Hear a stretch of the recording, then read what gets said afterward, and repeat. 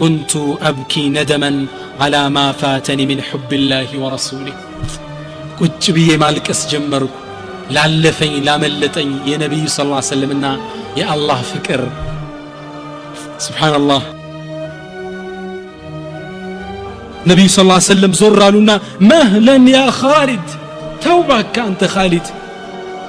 فوالذي نفس محمد بيده لقد تابت توبة لو قسمت على أمة لوسعتهم الساقون يتوبتشو يتملسشو مملس لأند حزب بناكفافلو ببكاتشو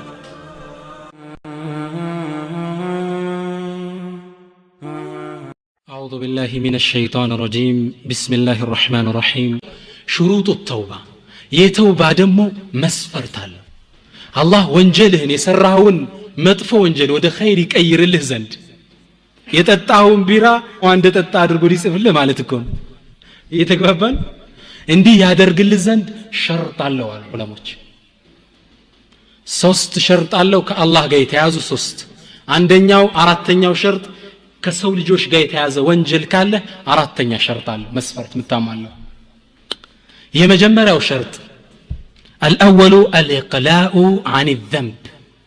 كم تسرى وانجل مراك يتقبابان يمجمرياو شرط مندنو كم تسرى وانجل مراك خمر تتطاي هونال يام ماقوم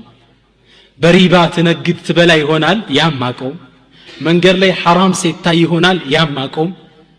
إقلاع فلقق قبل موطات معناتنو كذا ሙሉ ለሙሉ መለየት ተግባባን ከምትሰራ ወንጀል ሙሉ ለሙሉ መራቅ ይህ የመጀመሪያው መስፈርት ነው ثانيها ሁለተኛው العزم على عدم العودة ላለመመለስ عزم ማድረግ ቆራጥ ውሳኔ ወደ መጠጣት ኸምር አትመለስም ሶላት ሱብሂ እየተኛ ጧት አንድ ሰዓት ላይ ከመስገድ ማቆም ላለመመለስ መወሰን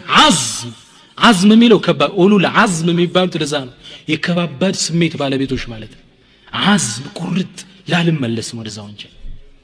ላለመመለስ ቆራጥ ውሳኔ ግልጽ ነው የመራ መስፈርት ሁለተኛው ሶስተኛው ግን የትምርቱ ዋናው ርዕስ ይሄ ይመስለኛል አብዛኞቻችን ያልተረዳ ነው የተውበት ሶስተኛው ሸርጥ ይህ ሸርጥ ምንድነው አነደም አብዛኞቻችን የወጣንበት መስፈርት ነደም ያን ወንጀል አስተውሰህ እልቅስ ማለት يا رب اغفر لي مسست يا وانجل تزي سي ليطጣው ቢራ استغفر الله العظيم ندم ቢራው መጠጣት ማቆም ላለ መጠጣት መወሰን